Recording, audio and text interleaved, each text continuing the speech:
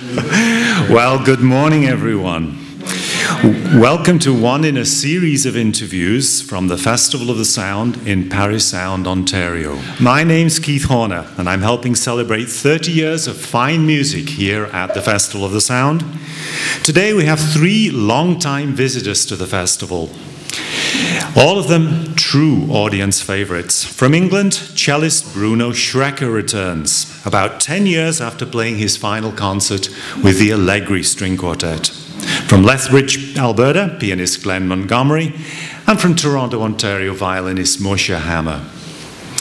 Welcome back to the Festival of the Sound, gentlemen. It's good to see you all in Parry Sound again.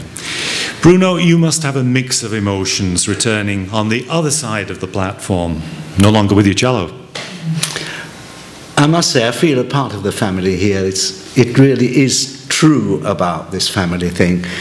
And not having been here for 10 years and coming to this wonderful new hall is an amazing experience for me, because we used to suffer gladly, sweat and trains. That's my memory, is sweat and trains. We'll be delving, and long corridors. We'll be delving deep, and long corridors, yes, we'll be delving deep into those matters shortly this morning. Well, it's early in the morning, I guess, early at least when you've been playing a 3.5-hour cruise, the sunset cruise around Georgian Bay the night before, as 2 of our guests this morning have been. I know some musicians who wouldn't even be up at this time. Moshe and Glen, you've already been at work rehearsing, what was it, Bartók, Paganini, Gershwin for the noon-hour concert that follows this chat. Are you a morning person, Glen? No. But it's at noon, so I'm just over the borderline. Do you thrive or survive this sort of schedule? After having children, I made some adjustments, so I'm just delighted to be part of everything. It's great. And Moshe, you're a night owl. You never sleep, do you? Actually, that's true. I'm also a morning person. So, but I learned something quite wonderful. There's something called siesta. And that's brilliant, because I can go till who knows when, and I can wake up at 7, right? Mm-hmm. But Glen and I were at it at around 9 o'clock this morning. It was wonderful. It's great. That's impressive, and it's very necessary, I would imagine, with this, just with the schedule of a festival. Rehearsals, rehearsals, rehearsals, and a concert. And the concert, yeah. My friend asked me, so you're going to go and do some trips on the boat and on the islands and all that? I said, I'm here to work. Do you remember when it was that you first came to the festival, or at least the earliest times? Can you give us a story? Let's start with Bruno. Well, I can give you a story that goes way before the festival. Ah. And we had an agent in, I think it was Montreal, who made up a tour for us in Canada, and he said, you can only come if you play with this upstart clarinet player called Jim Campbell. And we had to make up our minds whether we were prepared to play with an upstart or not. And we decided, well, we need the money, we'd better risk it. So we met Jim in Calgary, it was. And we got the music out for the Mozart Clarinet Quintet, being prepared to spend 3 hours trying to make some sort of contact with this young chap. And we played the first few bars, and we said, oh, let's go and have a beer. It's great.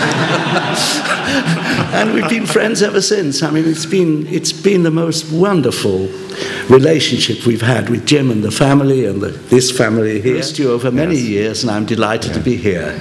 Good. Glen, you're a more recent arrival at the festival from Lethbridge, Alberta. Well, actually, my first festival was in 1991, quite a ways back. Oh, young fella.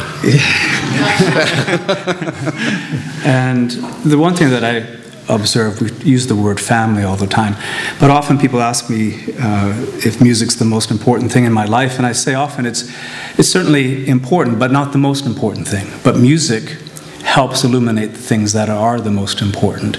And what I've discovered is that music brings together so many people, either directly involved with music or so many wonderful people who are drawn to music. And this is the most beautiful gathering place that I've ever encountered for people celebrating music, but also just having a sense of camaraderie and the sense of a quiet music that takes place all the time, and the interconnection with nature, with wonderful people. So the whole range of experience is the most important thing for me. Certainly I remember the trains and the sweat. And the most amusing time, since there were very few pianos to practice on before the concerts, we were doing a piano gala, and with Jamie Parker, there was I was practicing away, and he said, "Could I use half the piano to practice?" I've never seen anything like it. So That's one of the best stories I've heard. I let him. Moshe, when were you first here? I mean, you must have been about the time I was here. Yeah, first time I played here was when there was different management. That was, I think, 81 or 82. And I just arrived in Toronto, actually. And here I am playing with wonderful people. And I'll never forget that first time playing in a gym with trains. It was fabulous. Because I was told that live music, when you play live music, you never know what happens. And that is actually true. So it was wonderful. Never know what happens in the sense that you never know where your fingers are going to travel up and down the fingerboard because it was so hot that you couldn't sort of control. Actually, that's very true. I remember two specific concerts. One of them was, I was doing a concert with Tsuyoshi Tsutsumi and Bill Tritt. We did a wonderful trio. And we played the first movement. It was Brahms. We played the first movement of the Brahms trio. And I look over at Tsuyoshi and at Bill, and they look, we played with shirts, of course. They both look like they are in a sauna. And as I was looking at them, two thoughts came into my mind. One of them, I must look the same. And the second thought was, we still have 3 movements to play. That was it. I'll never forget that moment. And then I think the highlight was, and it was actually one of those stories that I wish we made into a movie. That night we did the 4 Seasons of Vivaldi with the orchestra from Ottawa, the 13 strings. 13 strings, yes. And it was very hot that day. It really, really was hot. So it was decided that I will, in between seasons, I'll go backstage, change a shirt, and whoever was the stage manager, I don't think it was Kelly, we had towels. I would take shirt off and really towel off like a boxer and come back on stage and do the next season. So we did that. The plan worked beautifully. The only problem was it was so hot that I would change a shirt, come on stage, and within 4 bars, I may as well have worn the other shirt. You know? And there was something extraordinary that happened in summer, in the season, in summer. I don't know if you remember, there is in the slow movement a depiction of a thunderstorm that Vivaldi does. The cellos go yum, and it's supposed to be a thunder or something. And it was absolutely spectacular because at that moment the skies opened up and there was actual thunder, and it's still on the recording. So I think timing was absolutely brilliant that night. You had a 4th member in this. Wow, what a story. You must remember the heat after the cool temperatures of England, pastoral landscape of England, coming to the tropical heat of Paris Sound. Yeah. The funny thing is, it takes me right from the beginning to the end of my Paris Sound career. And the last season of Paris Sound, I was allowed to make my own choice of programs. And in the cool of Britain, I chose to play the last 3 Mozart quartets which are full of high, difficult cello solos. You can only play them when you're in good condition, you know. But here I was, absolutely dripping with sweat, struggling away with these difficult parts. And it was entirely my own fault. I should have thought about it. And you have trains in England. Yes, do you have trains in concert halls in England? It's a rare occurrence to have a train in a concert hall. And I must say, I think it definitely dignified the concerts in Paris Sound. See, in England, they go on the other side of the road. Yes. Were you ever thrown by that train, Moshe? Did it ever sort of throw a curve at you that, you know, was distracting? I actually started smiling one day because there's nothing you can do. I mean, it gets so loud. I mean, I could have played a completely different piece, and no one would have known.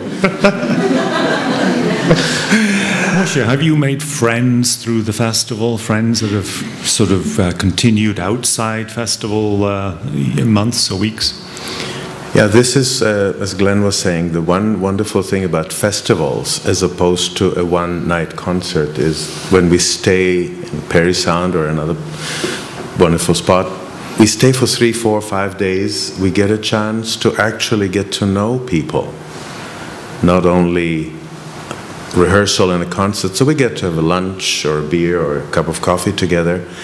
And we actually get to be friends. Many times we play concerts somewhere else, same combinations or different combinations, and we say sometimes, hey, this is a great piece, we should play it in BC or Manitoba or somewhere. It's wonderful because it brings a different set of friends to life. And one of the most wonderful examples for me is I got to know Rian de Waal, and then we ended up doing concerts in Holland because of the friendship. I first met Rian here in Paris Sound, and it's wonderful. It's a combination. I just thought of it. It's a combination of family and friends, and it's wonderful to have family that you're friendly with, isn't it? That was said with feeling, I think. Yes. Glenn, have you participated in concerts beyond this festival with the musicians? Oh, it's led to many wonderful occasions. The International Clarinet Festival held a year ago. Jim called me and asked if I could meet him in Vancouver. And of course, I had about 4 programs thrown at me in 3 or 4 days' time, which is normal at the festival. So it's just assumed that can happen anytime. And again, the wonderful encounter. Sometimes I show up in Toronto and I'll call up Moshe and we'll go out for dinner, and it's just wonderful again in the same. Exactly in the same fashion. Well, what about this new hall? How does it compare with the old? I mean, we've still got a festival. No comparison. I would say there's not much difference, except there's no train running through it. There's a helicopter going over. Of course there is. I'm being devil's advocate, of course. So what were your reactions when you first played in this hall? Let's gather those together.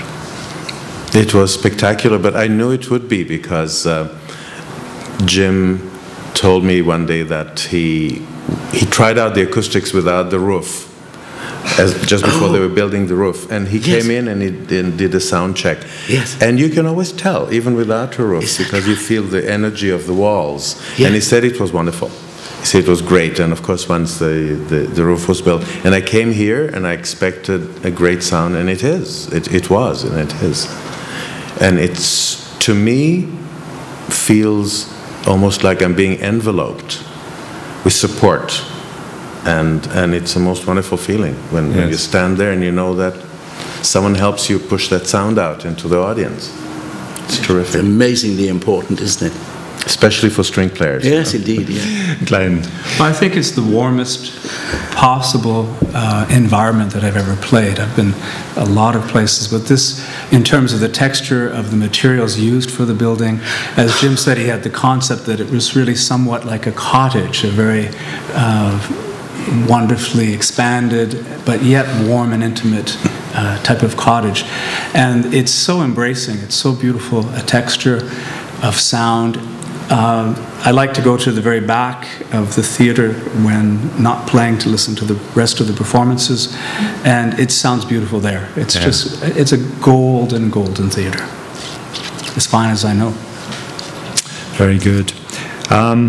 I think we should just mention a little bit about these wonderful people gathered here. How do you find, this is a really question that's going to put you on the line. How do you find the audience? How did you find the audience at Paris Sound? Well, one of the most important things about the audience point of view is that we used to stay, several of us, with various members of the audience, and we became, again, a part of Paris Sound community as a result of it, and got to know the audience actually quite intimately through those few people. And Glenn, how do you find the audience? Oh, it's been virtually a second home. In fact, sometimes I've been contemplating making it a first home.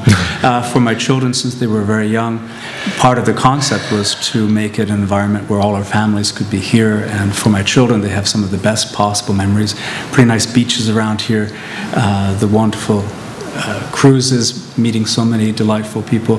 But people have really embraced me, so I feel it's different than a performance. I always think that performance is not necessarily the ideal environment.